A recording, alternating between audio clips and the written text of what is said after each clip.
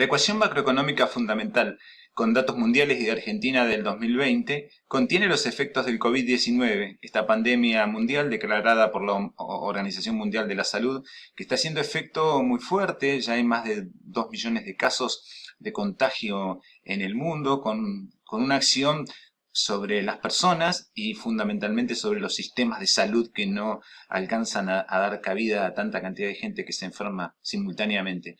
El impacto que tiene en la economía también es muy fuerte y por ende nosotros lo vamos a tratar aquí en la materia.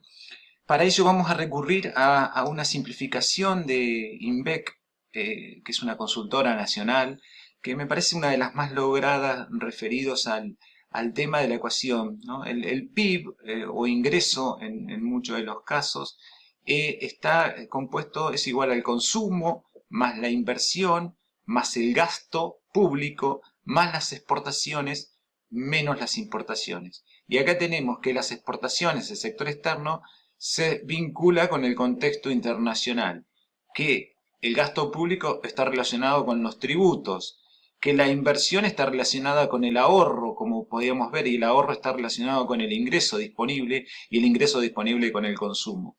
Todas estas variables tienen a su vez el lubricante, que es el dinero que emite el Banco Central, esa emisión de dinero per se, más controlada o más descontrolada, más otros factores generan la inflación, y a su vez el PIB nos remite a dos cuestiones. Uno, a una estructura sectorial que está sufriendo de diferente manera, tanto en Argentina como en el mundo, y la otra al empleo. Entonces vamos a ir viendo con unas filminas este desarrollo que va a comenzar por el contexto internacional, tanto financiero como físico, que son la parte 1 y 2. Tenemos el sistema financiero internacional, la tasa de interés y los mercados financieros internacionales. Son muy importantes las referencias de cómo van esos mercados, tanto en Nueva York, en Londres, como en Hong Kong, que tienen que ver con las capitales financieras mundiales,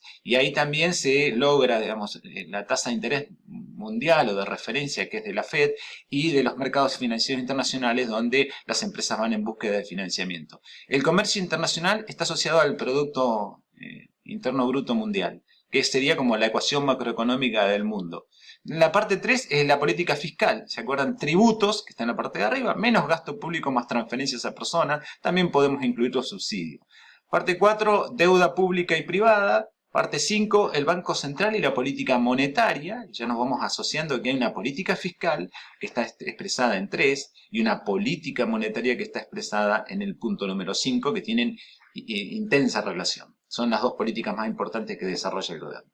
Nivel de precios e inflación el 6, el ingreso disponible y el consumo. Acá aparece esta variable central con la cual vamos a pivotear todo el cursado de la materia. Es esta relación entre el ingreso disponible, que ustedes lo pueden ver en las ecuaciones de contabilidad económica, y el consumo, que es el principal integrante ¿cómo se llama? De la ecuación macroeconómica fundamental. La balanza comercial, exportaciones menos importaciones, y la balanza de pagos, que la vamos a ver al final de la materia.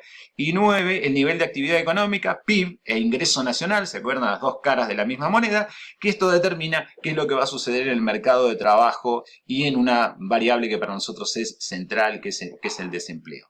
Vamos siguiendo. Los escenarios mundiales, pareciera que el 1 no se va a dar.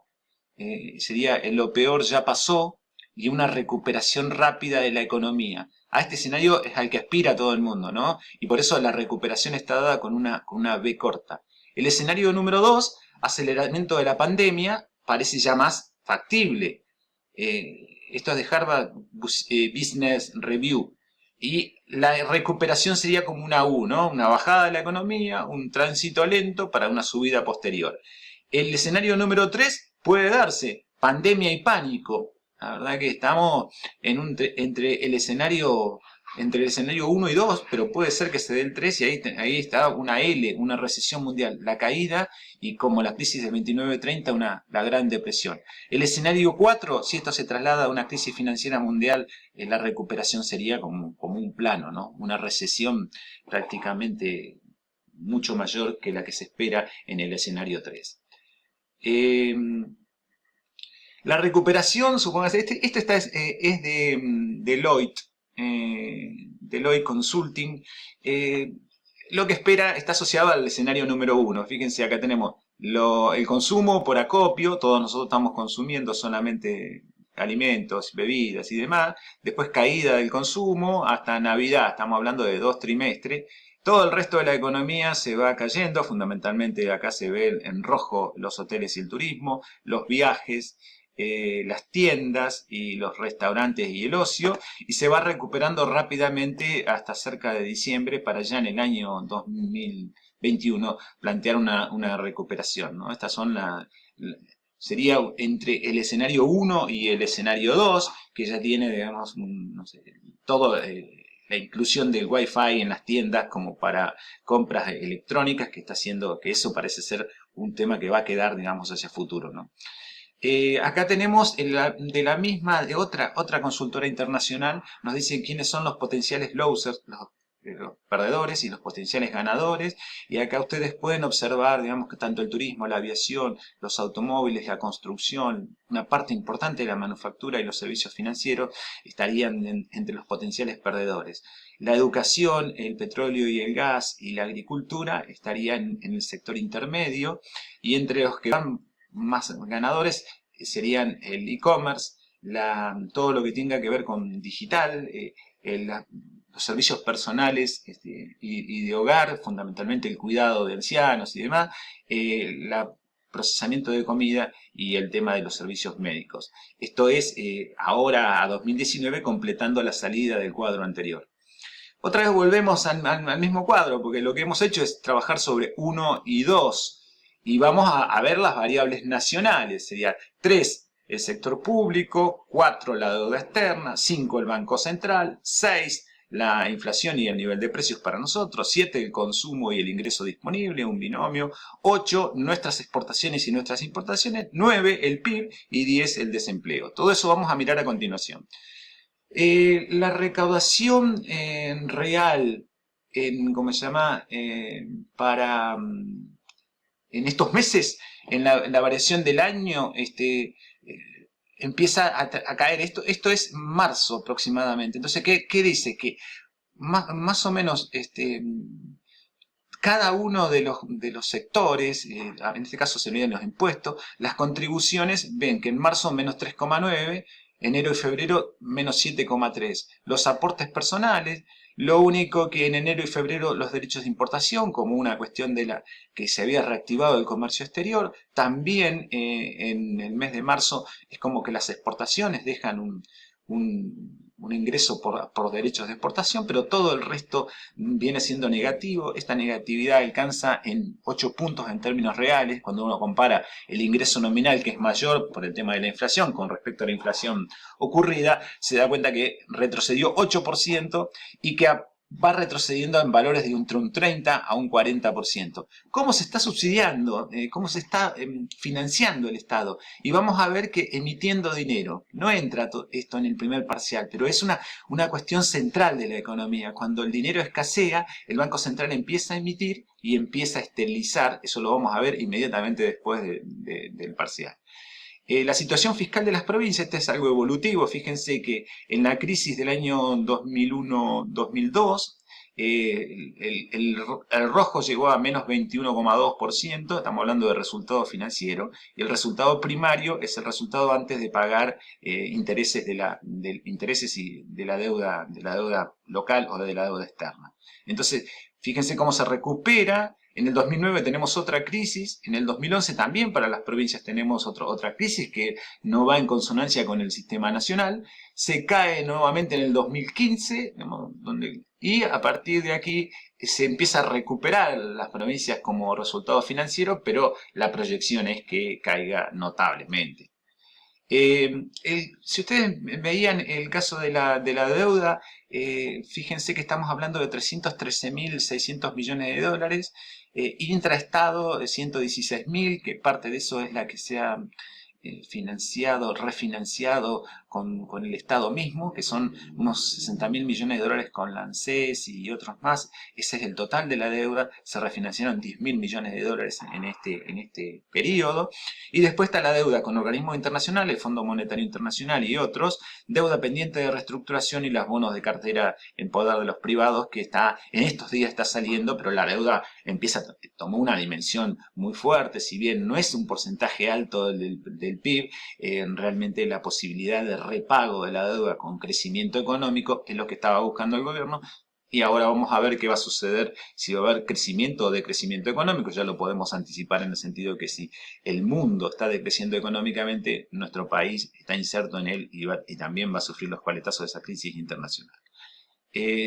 Acá estamos viendo de la emisión monetaria, el Banco Central, lo vamos a pasar, pero volvemos sobre la filmina anterior. Es decir, bueno, si merma las empresas su actividad y no pagan impuestos como habitualmente lo hacen, fundamentalmente mayo es un mes donde recaudación de impuestos a las ganancias es un ingreso muy importante para el Estado Nacional y para los estados provinciales por la coparticipación de impuestos. Entonces fíjense, nuevamente, recién decíamos casi 440.000 millones de pesos se habían emitido. Si sumamos lo que se emitió en los primeros 15 días de abril, 733.000 millones de pesos. Eso fue para comprar dólares para el stock de LELIQ y pases, que vamos a ver qué se trata, para adelantos transitorios y transferencias de utilidades, 314.000 que fueron al Estado Nacional para generar todos los pagos que se están haciendo. Por ejemplo, el ingreso familiar de emergencia, que abarca, digamos, unas 5 millones de personas, la asignación universal por hijo, que abarca otras 2,5 de personas, y así